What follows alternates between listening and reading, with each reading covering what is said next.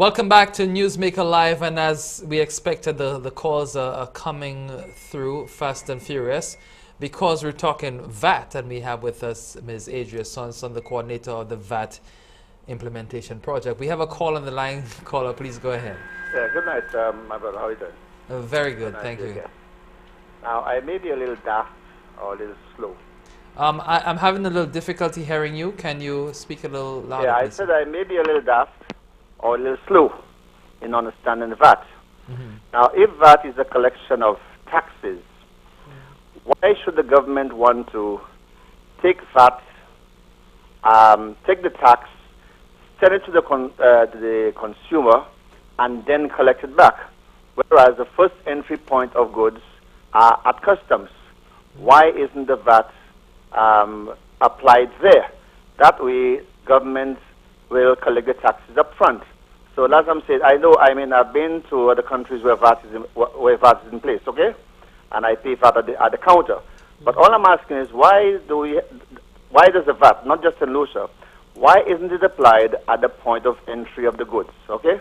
Thank you. Thank you very much. Yeah. VAT is chargeable at the port of entry. In fact, let me just read the definition of that for you. It is a tax commonly known as an indirect tax charged on taxable imports and the value added of taxable goods and services supplied by one business to another or to a final consumer. So VAT is charged at customs. If anything, customs would normally collect the greater portion of the VAT. So any taxable good that comes in on island is taxable at the port. And let me just indicate that VAT is charged at different points, and we refer to the different points as the different points in the value chain.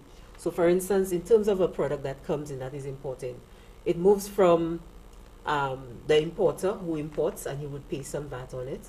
Then it goes to the retailer, okay, and the retailer too pays some VAT on it, and then to the final consumer who pays all the tax on it. So VAT, the thing about VAT, it's not charged, for instance, under the current regime, the consumption tax, it probably just charged tax at the port and that's it. But in terms of the VAT, it is charged at various stop in the production or in the value added chain. So it's not that VAT is not charged on imports at all. It is charged on imports. And before we went to break, we were talking about the invoicing system, where as I indicated before, that the invoice is a very important part of the VAT system. Right. So that when one business buys, if it buys taxable supplies and it is a registered business, the tax that it pays, okay, it has the opportunity to reclaim that tax. When it sells, it would charge, assuming that it sells, well, not assuming, if it sells taxable goods and services, then it charges VAT on these goods and services. And this is the VAT that it has to pay to the government of St. Lucia. So on a monthly basis, you net off what you call the input VAT against the output VAT, and then you pay the difference to the government of St. Lucia. In some cases, you may not necessarily have to pay because your input VAT is more than what you collected from your customer, so you're entitled to a refund. Yes. So,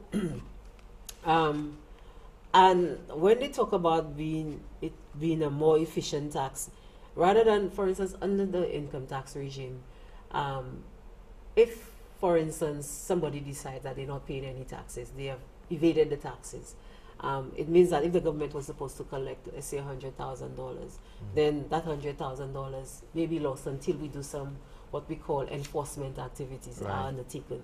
But in terms of the VAT, the collection is at varying stages. So if person one, for some reason or the other, decide to evade, it means that person two or even person three would pay the tax and remit it to the government. So there's some certainty in the collection. Whereas with the other one-off payment regime, it's easier to avoid and to, well, not avoid, because avoid is legal, but evade. And the invoicing system is very important. It's very important in that for a business person to reclaim the input VAT that he pays, he must provide the details of the invoices Okay. that would indicate from whom he purchased and so on. All right. So if one person doesn't pay, but the other one who has the authority to reclaim or something in the equation files his return, he has to provide the evidence. Certainly, we have the authority to go look at the invoices and so on. So we are able to identify the persons who have evaded the taxes. So again, in terms of evasion, and again, they refer to the VAT as a self-policing tax. So it's very difficult Not to pay the VAT. not to pay the VAT. Yeah. For the consumer not to pay it, and for the business person who is managing the tax or administering it not to pay the tax. Good evening, caller. Thank you for holding. Hopefully you're still online. Hi, Clinton. Good night. Good night. And good night, Miss Hanson.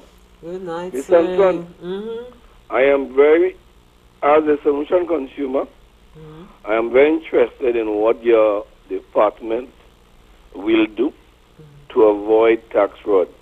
I know that VAT fraud is a very serious thing, and there are many examples of VAT fraud in Europe. Another thing that concerns me as a consumer is the fact that persons tell me that, some goods, as you rightly said, will supposed to be cheaper because the CT on them would have been higher than the VAT that we should now incur. But they'll have unscrupulous service providers and merchants who will keep the prices at the same level, and which will not be what the consumer ought to benefit from. That where there are higher prices, higher VAT, the consumers have to pay. But when VAT is going to make it lower, they're not going to pay. All right. So I don't know how. There's not that. I don't think that has something to do with your department. Really, it's a consumer problem, and that I think consumers should come together, right, and follow. What the consumer association says to them. But in terms of fraud, what is your department doing about? Will be doing? How are you going to get against fraud? Okay. All right. Thank you, caller. All right. When, like we just indicated, that VAT is to a great extent a self-policing tax, and that the invoice is very important. Unless there is 100% collusion in the value chain, and even if there is, the invoicing mechanism will ensure that we identify, or we are able to what do I say? Well, not just identify, but look to see what it is that's happening in terms of the business places. And the VAT office, like most tax administrations, will have what we call an audit division. In terms of auditing, you just don't audit for auditing's sake. You determine your risk areas, who are the risk, the risky taxpayers. You will want to profile some of your taxpayers to determine who you should be auditing and how often you should be auditing them. And the efforts, what we have said before, is that the VAT unit, or the efforts towards VAT implementation and even post-implementation must be a very mobile effort. You don't wait for things to happen, or you don't wait for taxpayers to file a return for you to decide, well, okay, let me audit that taxpayer and so on. You have to be out there. You must strategize in terms of your audit capacity, because certainly you cannot audit everybody out there. So the effort will be, it has to be a coordinated effort. It has to be an effort that will use risk assessment and risk management. Certainly you cannot prevent the corrupt practices of people, but you want to minimize it. And when you're dealing with taxation in general, evasion is something you cannot totally eradicate. Yes, people who are determined will find a way. Yes, you try to minimize it, and you try your utmost to be in the face of the taxpayer. Because if you sit back and wait for things to happen, then they'll do all that is necessary to defraud the state. But we must be very vigilant. We must be mobile. We must use risk assessment to determine who it is that we're going after and why it is that we need to go after them. But certainly you cannot eradicate tax fraud. Not anywhere in the world. Not anywhere in the world. Good evening, caller. Please go ahead. Okay, we seem to have lost that caller. On foreign-owned businesses that probably pay taxes overseas as well, will they be required to pay VAT? As long as you provide goods and services, because the VAT is on goods and services provided in St. Lucia. Okay. So you're a foreign-owned business, but you're providing goods and services. You're registered in St. Lucia, doing business in St. Lucia. Once you provide taxable goods and services, you're taxable in St. Lucia. Okay. And likewise for our businesses that export goods and services, these goods and services are what we call zero rated, so they will not attract a VAT in St. Lucia.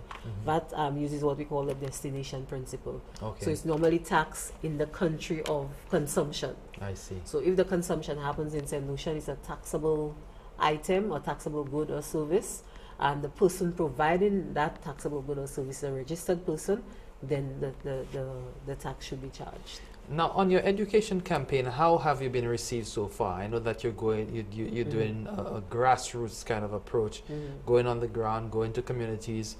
Soon you'll be engaged in social transformation.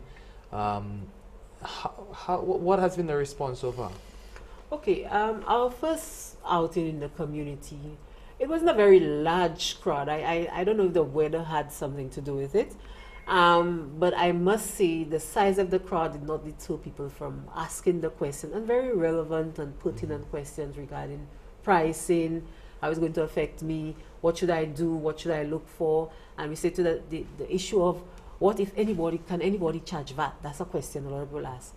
If I walk into the little shop in the corner by Miss Jane or Miss whoever it is, does she have the right to charge me VAT? And we say to you, no. First, the business must be a registered business. They have to have the authority to charge the VAT. And two, the item that you're buying or the good or service that you're buying must be chargeable to the tax. Right. So not everybody can charge the VAT. That must be stated up front. And those who are registered, if anything has been said a lot, is that these must have prominently displayed their registration certificates. It must be out there. So you walk in as a consumer and you see, they say VAT 15%, and you ask, okay, well, where's the registration certificate? You don't have a registration certificate, then you have no authority to charge me the VAT. So you don't pay the VAT? Well, you may decide to buy the item, pay the VAT, and take the receipt to the VAT office, and then we take the necessary action. We have a call on the line. Thank you for holding. Please go ahead. Good evening, caller.